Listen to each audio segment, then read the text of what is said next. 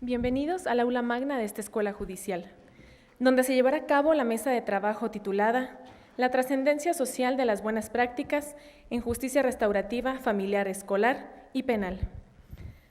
Esta mesa está integrada por el licenciado en Derecho Rubén Cardosa Moirón, gerente de resolución alternativa de disputas en Projusticia, USAID.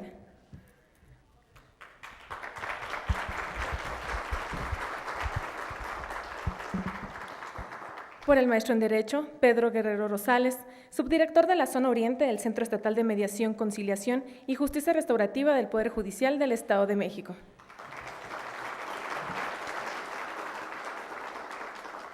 Por la licenciada Claudia Lisset Villavicencio Guadarrama, mediadora conciliadora del Centro Estatal de Mediación, Conciliación y Justicia Restaurativa del Poder Judicial del Estado de México.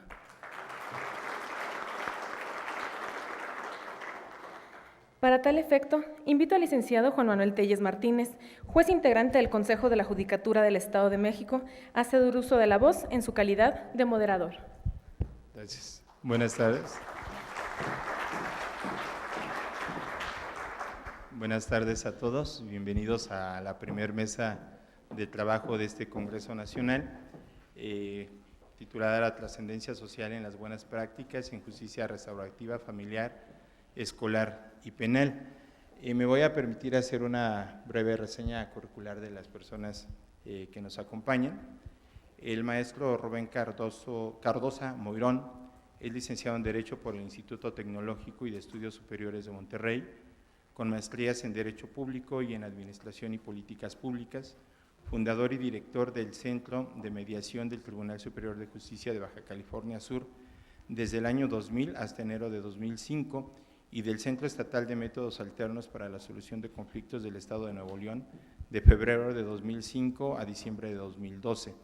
Actualmente es consultor privado en mediación y solución de conflictos y es gerente de solución alterna de conflictos en Tetlatec, DPK para Projusticia.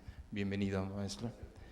Nos acompaña también el maestro Pedro Guerrero Rosales, maestro en Derecho Civil por la Universidad de Ecatepec, licenciado en Derecho por la Universidad Nacional Autónoma de México, Campus Aragón, especialista en mediación y conciliación, y es parte también de nuestro Poder Judicial. Dentro de su experiencia profesional es subdirector de los Centros de Mediación, Conciliación y de Justicia Restaurativa, Zona Oriente del Poder Judicial del Estado de México, actualmente mediador conciliador en los Centros Regionales de Mediación, Conciliación y de Justicia Restaurativa de Tlalnepantla, en Ecatepec, Cuautitlán, Texcoco y Tecámac, de 2005 a 2015.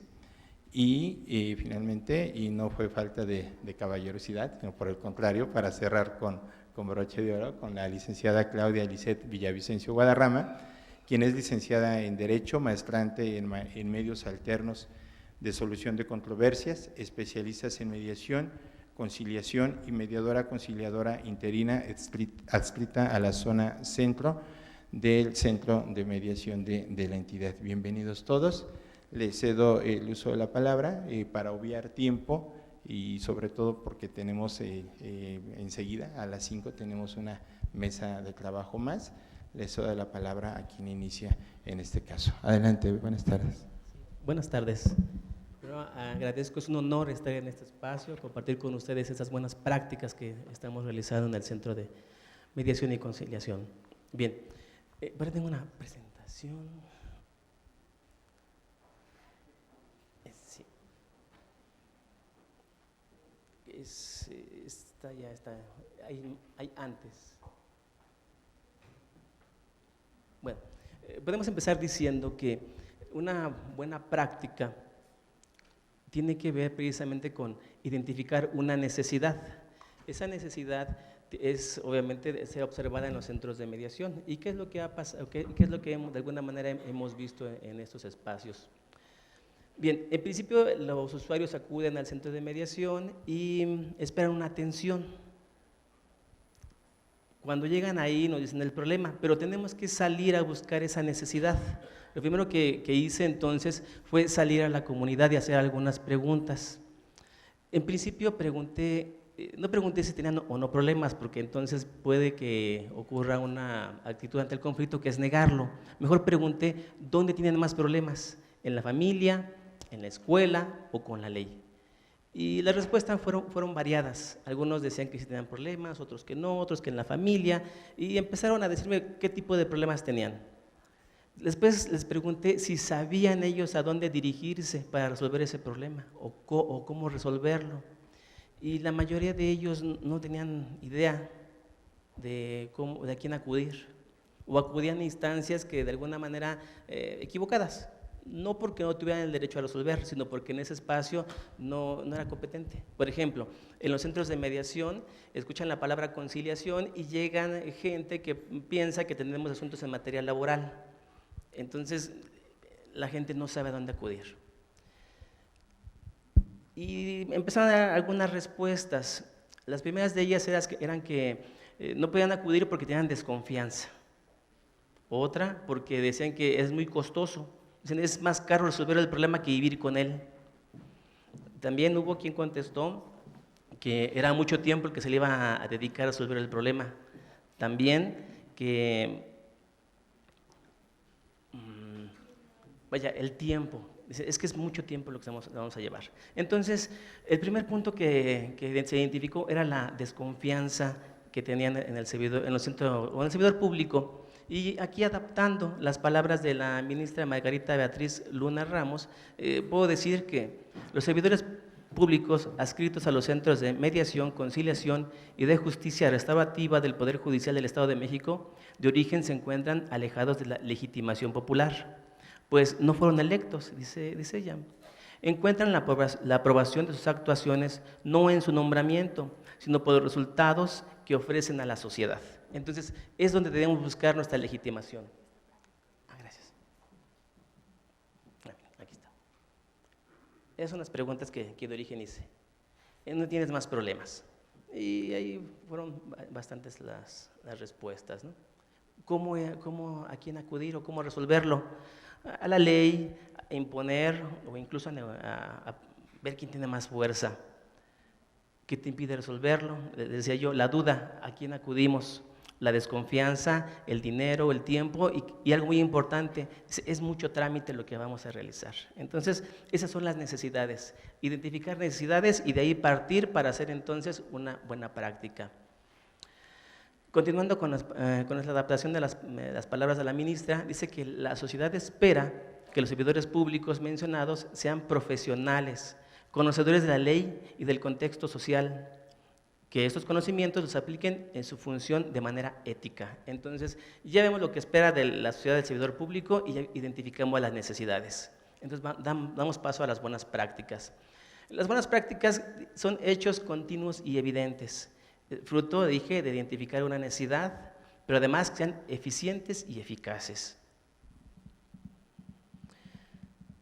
Y nos dimos a la tarea, entonces, de desde dentro iniciar con buenas prácticas, con pequeñas buenas prácticas, pero muy eficientes. ¿Cuáles? Tenemos tres tipos de servidores públicos en los centros de mediación. El primero es el secretario operativo, y lo que se le pide es que sea un trato al usuario con respeto, dignidad, paciencia, atención, que se le escuche activamente y que se le oriente. ¿Qué pasa? Dijimos que uno de los puntos era a dónde acudir. Si acuden con nosotros y el tema a abordar o el problema a abordar no es susceptible del centro de mediación, explicarle de manera breve a dónde debe acudir. Eso no nos quita nada y ayuda mucho. Si la persona tiene que hacer un procedimiento, bueno, decirle qué documentos requiere, qué necesitamos para que sea un trato breve. Al trabajador social, otra necesidad es que la gente no conoce o no sabe a quién dirigirse. Bueno, entonces crear campañas de difusión en áreas estratégicas mediante volanteo y pegado de cartelones y conferencias. Además de la entrega de invitaciones lo antes posible y que se entere la persona a la cual va dirigida el documento exactamente de qué se trata el mecanismo alternativo. El mediador conciliador se espera que una atención inmediata, además que sea un servidor público capacitado, con capacitación, uso de tecnologías. No hace mucho, se llevó a cabo en el centro de mediación una sesión a distancia con el uso de internet. no, la persona que, la parte complementaria de la mediación se encontraba en un país distinto. Entonces estaba la parte que solicitó, estaba el apoderado de esta persona, porque en la parte formal hay que cuidarla, pero sí se tuvo la participación mediante el uso de la tecnología. En Internet hubo la primera sesión de mediación de esta forma. Entonces hay que aprovechar la tecnología, es una muy buena práctica.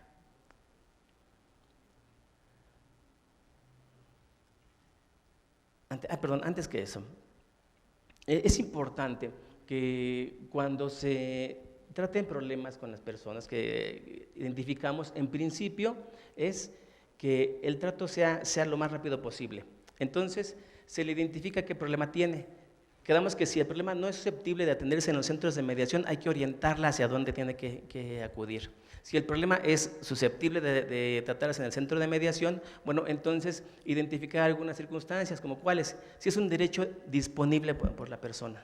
Si es eso, entonces adelante, iniciar el procedimiento. Si de entrada no es un derecho del cual ella pueda disponer, entonces explicarle qué necesita. Quizás un apoderado, alguien que sí pueda disponer de ese derecho.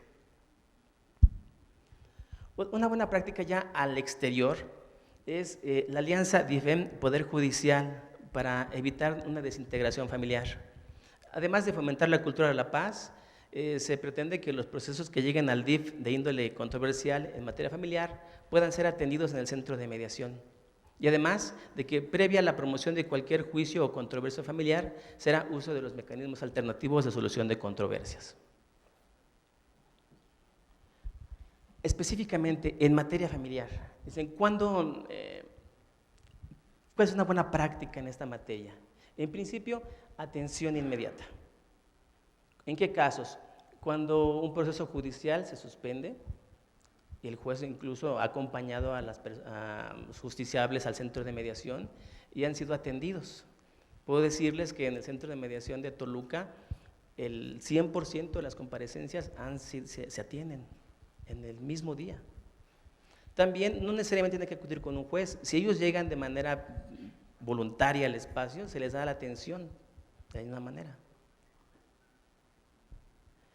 Pero además pretendemos que la justicia restaurativa sea una forma de, que el juez que atiende un asunto en materia familiar la estime como una medida provisional y en su caso definitiva. Y decimos, ¿y de dónde sacamos eso? Bueno, en principio, la ley del Estado de México establece que las controversias del orden familiar, la recusación no impedirá que el juez adopte las medidas provisionales necesarias sobre alimentos y en beneficio del orden familiar. El artículo 5.44 habla de cuando se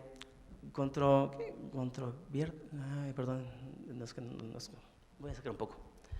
Cuando haya derechos de niños, niñas y adolescentes o incapaces, el juez podrá dictar las medidas provisionales que estime pertinentes para salvaguardar los derechos de aquellos, ya sea a petición de parte de la Procuraduría de la Protección de Niños, Niñas y Adolescentes del Estado de México y las Procuradurías de Protección municipales o de oficio, con conocimiento de la posición de las partes sobre el particular. También, para hacerlo más amplio, la Convención sobre los Derechos del Niño, es artículo 18, que dice que los estados partes pondrán el máximo empeño en garantizar el reconocimiento del principio de que ambos padres tienen obligaciones comunes en lo que respecta a la crianza y al desarrollo del niño. Incumbirá a los padres o, en su caso, a los representantes legales la responsabilidad primordial de la crianza y el desarrollo del niño. Su preocupación fundamental será el interés superior. ¿Qué ocurre con esto? Poniéndolo ya no en papel, sino qué es lo que se está ocurriendo en los centros de mediación. Se piensa, en principio, que la justicia restaurativa presupone la idea de un daño. Este daño no necesariamente tiene que ser una conducta tipificada con delito. Basta que cause un daño a otra persona de manera injusta para que entonces pueda hablarse de una restauración de las relaciones familiares. Se pretende que esta restauración sane a la familia. que busquen ellos la forma en la cual puedan trascender en el conflicto, resolverlo y buscar una mejor forma de vida. ¿Y qué mejor forma de vida que la justicia restaurativa? Por eso se pretende o se pide que aquellos que los jueces que conozcan, que estén conociendo de controversia en materia familiar, como medida provisional, los envíen al centro de mediación. ¿Qué ha pasado ahí? Bien, tendría entonces que platicar alguna práctica. ¿Qué ha pasado en estos centros de mediación? Y efectivamente, se ha tenido a dos personas que en principio buscaban la ejecución de una sentencia, porque los papás estaban enojados por lo que hace las convivencias con su hija, ya casi adolescente. Y el papá no permitía que de alguna manera la mamá tuviera comunicación con su hija cuando él la tenía en convivencia, pero la mamá estaba muy preocupada por ella, dado a que el papá ya tenía un trabajo distinto y tenía que trabajar en horarios muy amplios. Entonces la niña pasaba la mayor parte del tiempo sola, cuando se supone que debería estar en convivencia, y eso le preocupaba a la mamá, pero el papá no lo entendía. Entonces se creó un problema muy grave.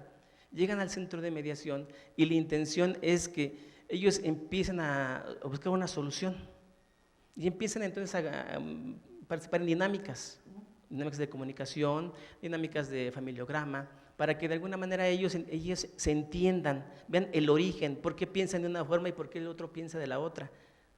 Y que entiendan y entendieron que no es que uno tuviera más razón que el otro, sino que tenían que escucharse para que ambos identificaran una necesidad en común, que era pues precisamente que su hija no corriera ningún riesgo. Afortunadamente llegaron a un acuerdo en el que bien ya no necesitaron la ejecución de esa sentencia, sino que ellos mismos buscaron la forma de cómo tener una mejor comunicación y entonces con esto salvaguarda de alguna manera su relación familiar. Entonces, es eficiente, es eficaz, por supuesto que es bueno que haya buenas prácticas en este sentido y nosotros nos especializamos en ese apartado. ¿Qué pasa en materia escolar? En materia escolar podemos hablar de que pertenecemos a una red interinstitucional para el tratamiento del bullying. ¿Qué ocurre? Que se nos da un folio, datos y nos comunicamos con estas personas que hicieron el reporte para ver de qué manera los podemos auxiliar. Se les da la información, se les indica el centro de mediación más cercano y el horario en el cual pueden ser atendidos. Ha habido situaciones que han llamado al centro de mediación solicitando la presencia de un mediador y han acudido a trámites de justicia restaurativa en el ámbito escolar. También están ya en proyecto de la certificación de mediadores, conciliadores y facilitadores escolares. En materia penal, no estoy siendo muy preciso en cada tema porque habrán mesas especializadas que abordarán de manera específica. Ahorita lo importante es qué estamos haciendo. En materia penal, la justicia restaurativa obviamente aplica cuando a esa petición ya sea del ofensor, de la víctima, cuando el juez lo remite o incluso ahorita antes de la reforma al Ministerio Público. Entonces, aquí lo que debemos hacer entonces únicamente es ordenarnos para que pueda ser una buena práctica eficiente. Bien, gracias. Continuamos con la exposición. En este caso, la licenciada Claudia Lisset Villavicencio nos va a exponer un caso en particular, al parecer. Adelante. Gracias. Bueno, pues primero quiero agradecer la atención de todos ustedes y la oportunidad de estar aquí para compartir un caso, una buena práctica en materia penal. Es solo una de las muchas, quiero decir, que se llevan a cabo en el Centro Estatal por parte de todos los mediadores y facilitadores que trabajamos ahí. Esta buena práctica es en materia penal. Quiero comenzar por decir que fue derivada de un proceso de ejecución de sentencias. Una juez sensible a las necesidades de la víctima y del ofensor derivó este asunto al centro de mediación para que se llevara a cabo el proceso restaurativo. Hablando de la multidisciplinariedad de la que se comentaba en la conferencia anterior, el Centro Estatal tiene esta cualidad de que cuenta con mediadores con perfiles distintos. Este proceso fue llevado a cabo por una licenciada en Trabajo Social y por su servidora. Una vez que fue derivado el asunto ante nosotros, esta persona se encontraba ya en externamiento, había cometido el delito de parricidio, había matado a su abuelo, lo había apuñalado en varias ocasiones, después de haber tenido una riña. Las víctimas en este caso, cabe mencionar, pues eran la abuela, la tía y el papá de él. La tía, la abuela y el abuelo habían fungido como su núcleo familiar primario, ya que fue un chico que fue abandonado por su madre y su padre rehizo su vida con otra familia. Entonces la tía también hacía esta figura de mamá, al igual que la abuelita. El abuelo, a decir de este chico, había en muchas ocasiones pues tenido diferencias contundentes con él. Cuando él tenía 19 años, estas diferencias se hicieron mucho más agudas y después de un momento de riña, él le propicia la muerte y este chico llevó 19 años en reclusión. Entonces sale a los 34 años de edad, perdón, 16 años en reclusión, sale a los 34 años de edad y inicia el proceso de restauración en materia penal con nosotros. Primero trabajamos con él como el ofensor, trabajamos con la parte del camino en el reconocimiento de la responsabilidad, con la finalidad de que él dimensionara el daño que había causado, a quienes había causado.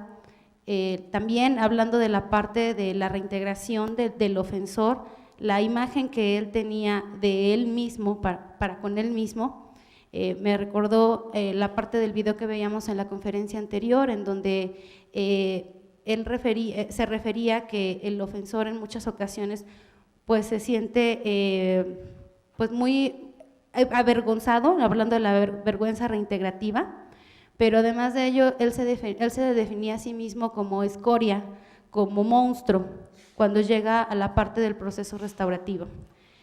Una vez que trabajamos con el ofensor la parte del reconocimiento de la responsabilidad y de dimensionar el daño que había causado, a quiénes se los había causado, cuál había sido el momento más difícil para él, qué era lo que había perdido, empezamos a trabajar un plan de vida con él en el que tuviera la oportunidad de plantearse nuevas decisiones a partir de la experiencia que él tuvo cuando tomó una mala decisión.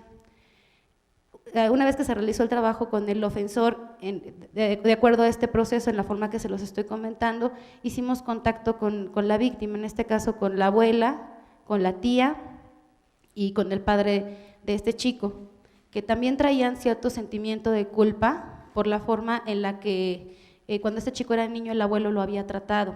Además el padre también tenía un sentimiento de culpa muy arraigado por haber dejado en el tiempo de la infancia a su hijo y pues después darse cuenta de que se encontraba en la cárcel por haberle privado de la vida a su papá. Entonces trabajamos con la abuela, con la tía, y también trabajamos esta parte de que ellos se atrevieran a hablar de lo que no habían hablado. A veces es tan grande el dolor que las personas tienen que prefieren no hablarlo, que prefieren no decirlo. Quiero decir que la familia de este chico sí acudía a verlo a reclusión, sin embargo habían muchas cosas que no se habían dicho. Habían muchas cosas que se callaban porque no sabían cómo decirlas o porque no querían decirlas, pero eso no quería decir que no las estuvieran cargando y que al final del día no se estuviera procurando la reinserción también de la víctima. La nueva Ley Nacional de Mecanismos Alternativos en Materia Penal, cuando define la Junta Restaurativa, refiere que una de las finalidades es reinsertar tanto a la víctima como al ofensor. Entonces, este proceso restaurativo se abre a ambas partes y tiene esa finalidad de bienestar social al pretender reinstaurar y reinsertar a ambas partes. Se llevó a cabo un encuentro restaurativo en el que ambas partes tuvieron la oportunidad de expresarse, de decirse lo que no se habían dicho después de que se llevó a cabo el proceso con cada una de las partes y tuvieron la oportunidad decía el ofensor, de dar un perdón más pleno, más de corazón, y también la abuela, que era una persona de mucha edad, decía que de alguna forma ella no había estado tranquila, que le preocupaba mucho que él volviera a hacer algo así. El miedo en las víctimas es un factor que es muy reiterativo. El miedo es algo que se presenta mucho en las víctimas, sobre todo estos delitos. Entonces, esta parte del proceso restaurativo, para mí parece importante compartírselas, porque incluso nuestra nueva ley plantea que se lleve a cabo una junta restaurativa de acuerdo a un determinado número de delitos que están considerados en el catálogo. Sin embargo, ya se ha hablado en el inicio de este foro de que un proceso restaurativo cabe en distintos casos y en distintas materias. Quizá no habría que cerrarnos a limitarlo a un determinado número de delitos, si lo que perseguimos es la reinserción tanto de la víctima como del ofensor, y también con la participación de la comunidad. Incluso hay una directriz europea nueva que salió que hablaba de los derechos y las garantías de las víctimas y decía que no se puede hacer una distinción en razón del delito del que se trate por el que sean víctimas. Las víctimas tienen derecho a pedir un proceso restaurativo, sea de un delito grave o no. La restauración cabe en ese sentido. Si caben los delitos menores, ¿por qué no va a caber en los delitos graves que tienen un impacto social mayor? Es una garantía de la víctima, es una garantía que incluso en México la tenemos consagrada en nuestra Constitución, es una garantía en la que debe verse a la justicia restaurativa o a la junta restaurativa, como lo llama la ley, no como un mecanismo nada más o una salida, sino como una forma de poder abordar el conflicto y las necesidades de una víctima, no solo en la forma, sino en el fondo. Se trata de un proceso humano que va más allá de lo legal, se trata de un sistema de justicia que no es lo mismo que un sistema jurídico. Entonces, por ello la importancia de estas prácticas, que por lo menos en el Centro Estatal del Estado de México puedo decir que se llevan a cabo aún en esta fase de ejecución por delitos graves. Este proceso de restauración penal también tuvo una connotación importante al pretenderse también la restauración familiar entre ellos, ya que se trataba de que las víctimas sean de la misma familia y el ofensor también, pero quiero decirles que no es el único. Incluso en los últimos días llevamos a cabo un proceso entre esposos. El esposo le propició lesiones graves a su esposa después de una discusión. Él lleva 8 años en reclusión. Ellos tienen 2 hijos y además de que se trabajó el proceso restaurativo penal y él está próximo a salir, ahora ellos están interesados en participar en el proceso de restauración familiar, porque en ese caso hay que ponderar que habrá que restablecer los lazos filiales entre los padres y los hijos, y además pues esta víctima tendrá que también de alguna forma estar presente en la vida del que en un momento fue su ofensor. ¿Por qué? Porque es la mamá de sus hijos, porque sus hijos tienen corta edad, porque su hija, por lo menos, sí lo ha ido a ver a reclusión y tiene ese interés de ver a su padre. Entonces, la justicia restaurativa penal tiene un impacto también en nuestro núcleo social primario, que es la materia familiar. No por nada el proceso restaurativo incluye a la comunidad, y bueno, la base de cualquier comunidad o de cualquier sociedad pues es la propia familia, ¿no? Entonces, los procesos restaurativos penales no se constriñen a hablar de un delito, también tienen un impacto en una restauración familiar, porque en muchos de los casos las propias víctimas son de la misma familia. Y bueno, pues esa era la experiencia que quería comentarles. Muchas gracias. Gracias, Claudia.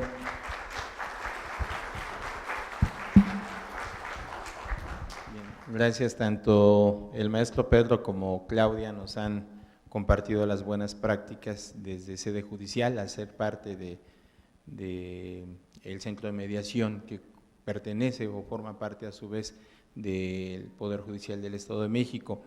Tenemos también con nosotros el maestro Rubén Cardosa, quien además de haber trabajado en sede judicial, también lo hace, entiendo de acuerdo a su currículum, en la iniciativa privada, y seguramente nos habrá de compartir esas buenas prácticas en ambas, tanto en sede judicial como en la iniciativa privada. Adelante, maestro, por favor.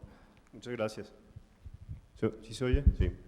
Muchas gracias. Antes que nada, quiero agradecer la invitación que se me hizo por parte del Poder Judicial, en específico del Centro de Mediación. ¿Es Centro de Justicia Alternativa? Centro de Mediación, ¿verdad? Centro Estatal de Mediación del Poder Judicial del Estado de México. Quiero agradecer a mis compañeras Delia Cervantes, a por haberme convocado para venir para acá, a la magistrada, la directora del centro, por supuesto, y a a las compañeras que acabo de ver hace rato en la comida. Estaba yo muy afortunado, entre como 7 o 8 mediadores más o menos, estaba muy contento porque es muy padre convivir con los mediadores que son apasionados del tema, ¿no? Y bueno, sí estoy en la práctica privada, pero no cobro mediaciones, ahorita ni ando con los convenios de bancos ni nada por el estilo, que luego se tienen que pagar 40 y tantos mil pesos o algo así para poderse formar como mediador. Este es un tema bien interesante, el de la justicia restaurativa, y este espectro amplio que tiene la justicia restaurativa para abordar prácticamente toda clase de conflictos que surgen en el entorno social, como ahorita lo comentaba Pedro y Claudia, ¿no? Realmente no se ocupa únicamente de delitos, no se trata exclusivamente de aquellos hechos o actos que han causado daños que se tipifican o encuadran en una conducta típica de las 200 que tienen los códigos penales de cada uno de los estados de la República y federal, sino que va mucho más allá. Y el tema de ir más allá va, como decía ahorita atinadamente Claudia, va más allá de lo legal, tiene una trascendencia amplia para la recomposición no solo de las relaciones entre las personas, esta restauración, esta sanación que da para quienes han estado involucrados directamente en un suceso que ha causado daño, sino en general para el tejido social. Entonces esta es la parte, yo creo que fundamental de la justicia restaurativa, que la hace viable para implementarse en situaciones como, y en contextos como el de la escuela, como el de la familia, el de la comunidad, del trabajo y desde luego en el ámbito de varias ramas del derecho y en específico el derecho penal. Entonces, esta mesa es sobre buenas prácticas. Ahorita ya nos comentaba Pedro que es una buena práctica, entonces no voy a ahondar mucho en ello, ¿no? Pero el tema de las buenas prácticas incide, desde mi punto de vista, en esta idea de qué funciona y lo opuesto, qué no funciona, ¿no? Qué no es una buena práctica. Y claro, como mediador vamos a hacer enfoques positivos, ¿no? de lo que sí funciona y que ha dado resultados. Y estas buenas prácticas encierran por lo regular una serie de acciones que han derivado en obtener los resultados deseados. Es decir, un programa es exitoso en la medida de mediación, de salud, de seguridad pública, de lo que sea, en la medida que logras los resultados que quieres. Entonces, si obtienes los resultados deseados, puedes hablar de una buena práctica, y claro, y vamos a tirar disparos a la luna, ¿no? No vamos a ponernos metas bajitas que pueda alcanzar rápidamente, entonces ya tengo el resultado deseado, ya tengo una buena práctica y un programa exitoso, sino vamos a tratar de irnos más alto y que nuestras metas sean más altas para poder pensar realmente en prácticas exitosas. Entonces, ¿dónde hay buenas prácticas en mediación familiar, escolar y penal que podamos incluso clasificarlas como justicia restaurativa? Pues hay muchas, ¿no? En el país me ha tocado ver programas exitosos en términos de poder conseguir sus objetivos, de restaurar, de lograr sanación entre las personas que han tenido un conflicto familiar, penal, escolar. En materia familiar yo podría les voy a hablar mucho de Nuevo León porque allá vivo desde hace 20 años, allá he trabajado, y allá me tocó dirigir, como decían ahorita, un centro de métodos alternos del Poder Judicial, y me ha tocado acompañar en los procesos de creación de programas a centros de mediación municipales, privados y de la Procuraduría, ¿no? Entonces, en materia familiar, van a encontrar, si entran ustedes a internet, van a ver que se habla sobre justicia restaurativa familiar en Nuevo León, pero no es exactamente mediación ni procesos formales como las conferencias familiares de justicia restaurativa, más bien es un proceso integral que comprende juzgados, defensores, fiscalías, bueno, allá sigue siendo Procuraduría el nombre del fiscal, o sea, es la Procuraduría General de Justicia del Estado, al DIF y a otras estructuras administrativas que pueden incidir en la recomposición de aquellas familias que han sufrido violencia en el hogar, violencia familiar. Sé que existen unas leyes que prohíben la mediación en casos de violencia, la ley para prevenir y sancionar la violencia contra la mujer a nivel federal tiene un artículo 13 o 14 que prohíbe expresamente la mediación en casos donde ha habido violencia. Sin embargo, tiene una salvedad para cuando la víctima, que en la mayoría de los casos son mujeres, acepten participar en el proceso y tengan el poder para tomar decisiones libremente.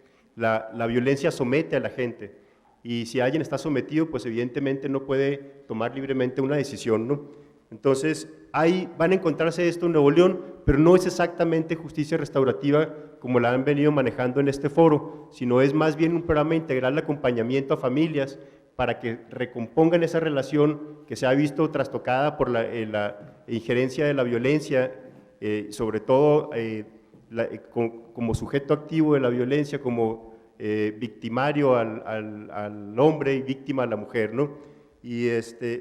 Pero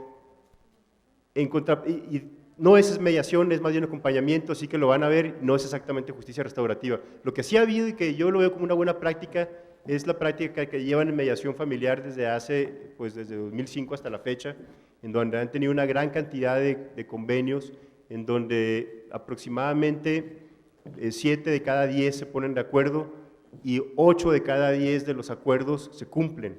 Entonces esto es muy bueno para la materia familiar y un proceso de mediación bien llevado logra restauración. Y cuando hablo de un proceso de mediación bien llevado me refiero a un proceso al que le das el tiempo y sigues la metodología.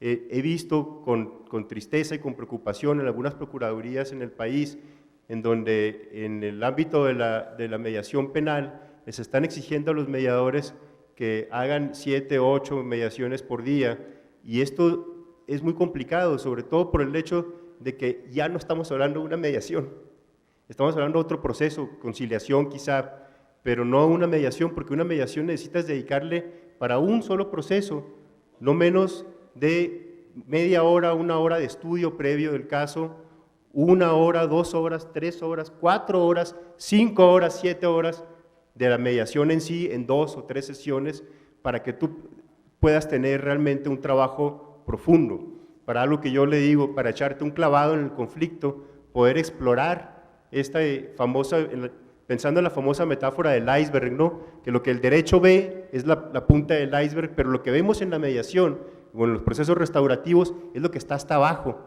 y para poder llegar hasta abajo tienes que echar un clavado en el agua fría, y para nadar en el agua fría necesitas un buen traje de neopreno, que sería el entrenamiento apropiado de los mediadores, pero además un buen rato para poder llegar hasta abajo del iceberg, ¿no? Porque está heladísima el agua, entonces, y son enormes, y esto es básico para que tú puedas tener una práctica exitosa y que podamos hablar de que pueda haber una trascendencia social, porque la justicia restaurativa logra la resolución amplia y de calidad de los conflictos. El sistema de adjudicación, es decir, el sistema tradicional de justicia, las sentencias, pueden ser de mucha calidad, pero resuelven solo el componente jurídico del conflicto, no resuelven el resto de las circunstancias aledañas al conflicto y por lo tanto son limitadas. Y esto no va nada en contra de los compañeros jueces ni magistrados que están aquí, al contrario, el trabajo de la adjudicación es indispensable para la viabilidad de cualquier nación. El Estado democrático, para que pueda cumplir sus funciones, requiere un sistema de justicia fuerte, sólido, pero lo vas a dejar como última decisión, bajo el principio de última ratio, lo vas a dejar hasta lo último, y antes vamos a tratar de resolver ampliamente. Entonces requieres, para que tengamos casos exitosos de mediación o programas que podamos hablar que tienen trascendencia, de que puedan darse el tiempo, llevar el proceso de mediación tal cual es. Hay un texto sobre mediación en las organizaciones donde habla que la mediación tiene chiste casi exclusivamente por desplegar un proceso probado que va de la A a la F en varias fases, que no es estricto, que los mediadores que están aquí, mediadoras, saben que es flexible, pero que sin embargo, si tú sigues la reglita con la flexibilidad inherente, no estoy diciendo que sea siempre así, puedes obtener acuerdos sólidos. En materia escolar, bueno, hay otros casos exitosos de mediación familiar. En el DF, cuando recién inició el Centro de Mediación del Poder Judicial, exclusivamente se abocaban a mediaciones familiares. Actualmente se han ido para otras materias, qué bueno, se han especializado mucho en la materia comercial, qué bueno, pero yo creo que la trascendencia social más amplia puede estar en la solución de conflictos familiares, porque como decía ahorita Claudia, pues es una de las instituciones socializadoras primarias, ¿no? Lo que se genera en la familia va a salir a nuestra sociedad y va a impactar directamente. Y si generamos un entorno de conflicto terrible, eso va a impactar en nuestra sociedad y en todos los ámbitos. Entonces, el DF tuvo un programa muy amplio, lo siguen teniendo, de mediación familiar. En Tabasco, está aquí mi amigo Sergio Martínez, mediador familiar, que aparte les pone una doble carga de hacer mediación y proyectar sentencias, que es durísimo, pero con mucha pasión, con mucha entrega, se evocaban exclusivamente a mediaciones familiares, a casos familiares desde la justicia familiar, ¿no? En Chihuahua, en muchos lugares se han trabajado programas también en Coahuila se inició originalmente como un centro de mediación familiar que luego se extendió a otras áreas, ¿no? Que son prácticas exitosas. Aquí está también la directora de Coahuila, el director de Chihuahua. Al revés, la directora de Chihuahua y el director de Coahuila, ya les cambié de sexo, qué terrible. En materia escolar no es menos interesante lo que hay en nuestro país. Nuevamente voy a hablar de Nuevo León. En Nuevo León hace unos años, un buen amigo mío que vive aquí en Toluca prácticamente desde hace varios meses, Rafael Lobo, él desarrolló junto con su hermano Juan Manuel un proyecto de mediación escolar en los dos colegios de sus hijos. Juan Manuel tiene a sus hijas en el colegio Mirasierra y Rafael en el colegio Tonalí. Y los dos convencieron, porque son muy persuasivos, convencieron a la directora del colegio, de los dos colegios, de crear un programa de mediación familiar, de mediación escolar, en donde, para que fuera una práctica exitosa, hicieron varias cosas importantes. Sensibilizaron a toda la comunidad escolar, y la comunidad escolar es profesores, alumnos, padres de familia, personal administrativo y hasta los aledaños, ¿no? Los señores de la tiendita, el que vende el chicharrón, todo lo que están ahí afuera. Entonces, a todos los involucraron en el proceso y todos se convencieron y crearon mediadores pares entre los niños, mediadores para conflictos más difíciles como el bullying, que eran maestros interviniendo con los niños y maestros entre maestros, porque aunque no lo crean, se pelean y hay grillas, aquí en el Estado de México no, nada más en Nuevo León y en uno que otro estado de la República. Y bueno, y pues funcionó muy bien. También en Coahuila hay una escuela, una institución privada que se dedica a la mediación escolar nueva, que tiene resultados también exitosos y muy buenos. En Michoacán también se desarrolló un programa de mediación escolar en escuelas públicas, hasta donde entiendo se llevó en un par de escuelas públicas, no sé si estuvo vinculado al Poder Judicial. En el Poder Judicial en Nuevo León intentamos entrar no es práctica exitosa porque no ha sido culminado, pero intentamos entrar con la mediación escolar, pero habría que considerar muchas cosas más que ahorita se las digo rápidamente. Y bueno, en mediación penal también estamos en construcción en todo el país, en implementar proyectos de mediación en procuradurías, que es obligación de acuerdo a la Ley Nacional de Mecanismos Alternativos de Solución de Controversias en Materia Penal. Tienen que agarrar aire para decir el nombre de la ley porque está bien largo.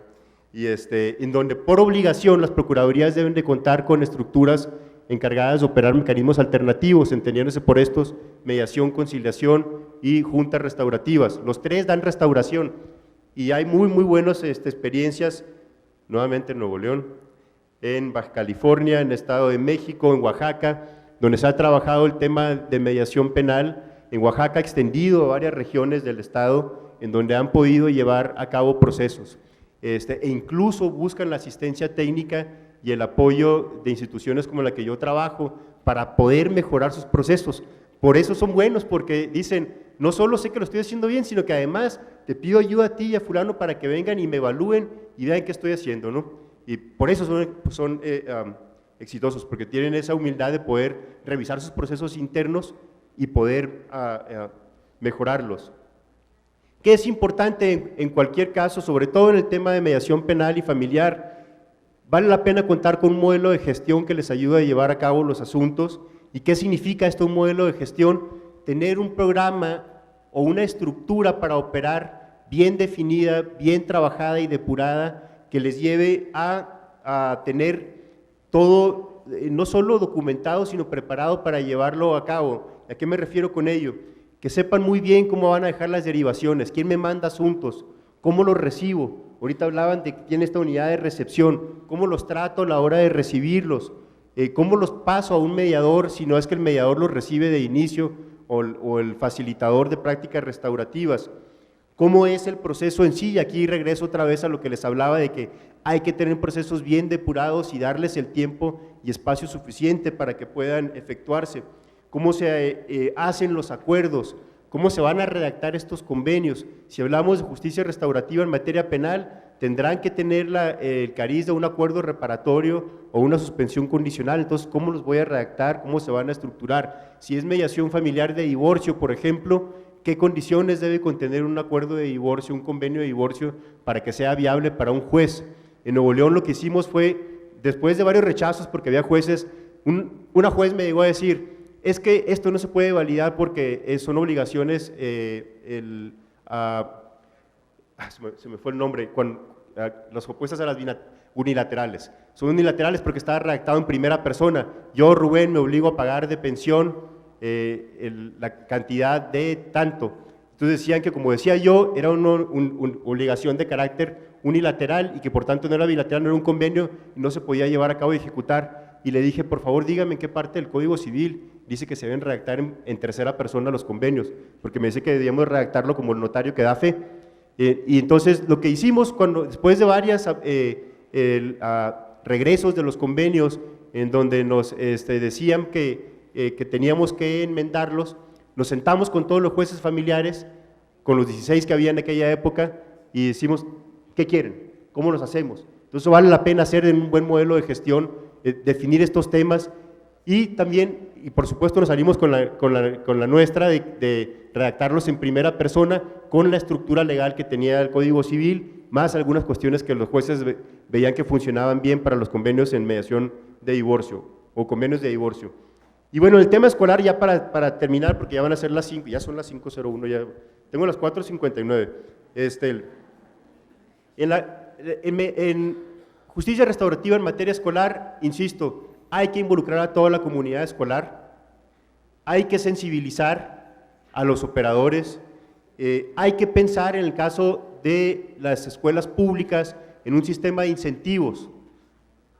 Resulta que a todos nos dio por llevar todo a la escuela para que se puedan generar cultura ecológica, cultura de la donación de órganos, cultura de salud y reproducción sexual, cultura de solución de conflictos. Y los profes están hasta el gorro de un montón de programas que les llegan de todas partes, que se quieren insertar en las escuelas y no quieren llevar más cursos, porque dicen, dejo de dar matemáticas y español, y eso me está obstruyendo mi trabajo. Entonces, hay que buscar un sistema de incentivos. En Nuevo León lo que hicimos fue buscar primero que nada, dónde se va a insertar, hacer diagnósticos, cómo es la convivencia escolar de los planteles, y luego buscar que los cursos que van a tomar los profesores, porque como centro de mediación, el centro del Poder Judicial jamás va a poder formar a todas las escuelas secundarias o primarias de aquí del estado, es imposible, no les va a dar el tiempo nunca. Lo que tienen que hacer es formar profesores, porque ellos sí van a estar en la escuela siempre, para que esos profesores se conviertan en formadores de mediadores de otros profesores y de los alumnos. Entonces lo que hicimos fue buscar que el curso de formación de profesores tuviera valor escalafonario, así sí te toman el curso. Si no tiene valor de escalafón no te van a tomar el curso, es un broncón. Entonces es un buen incentivo. Otros incentivos pueden ser premios para quien participe en los programas de mediación, en fin. Entonces eso puede funcionar en mediación escolar, entre otras cosas más, y bueno, ya me comí el tiempo y muchas gracias por su atención.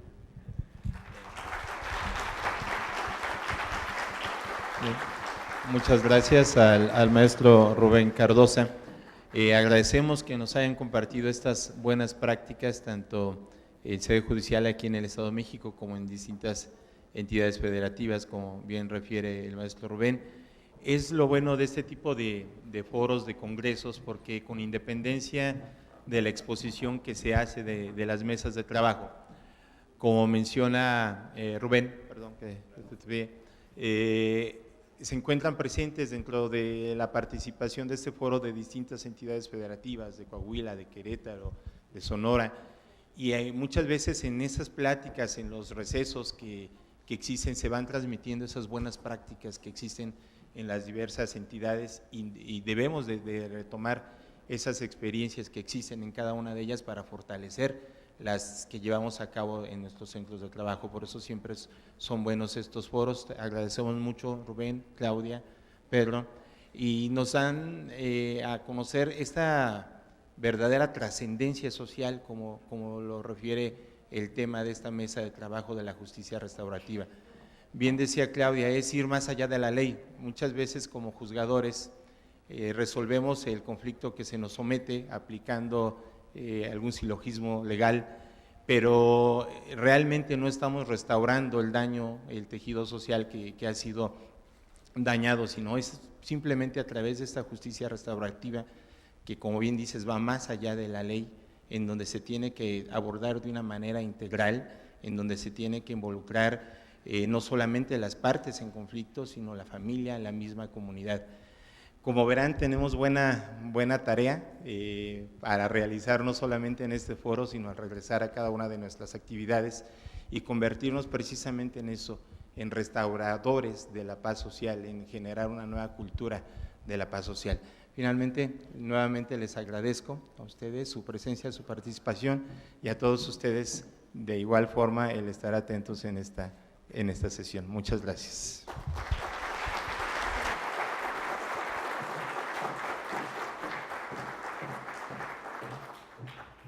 En este momento, invito al magistrado doctor José Noé Gómora Colín para que haga entrega de los siguientes obsequios. Al licenciado en Derecho, Rubén Cardosa Moirón.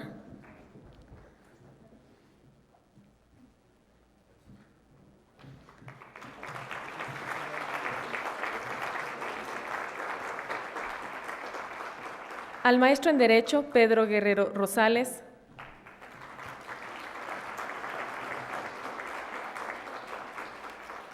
A la licenciada Claudia Licencio Guadarrama.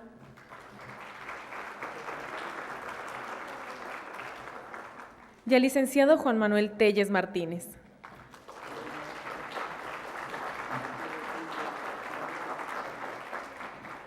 A todos ellos por su destacada participación como integrantes y moderador de la mesa de trabajo La trascendencia social de las buenas prácticas en justicia restaurativa familiar, escolar y penal. Muchas gracias.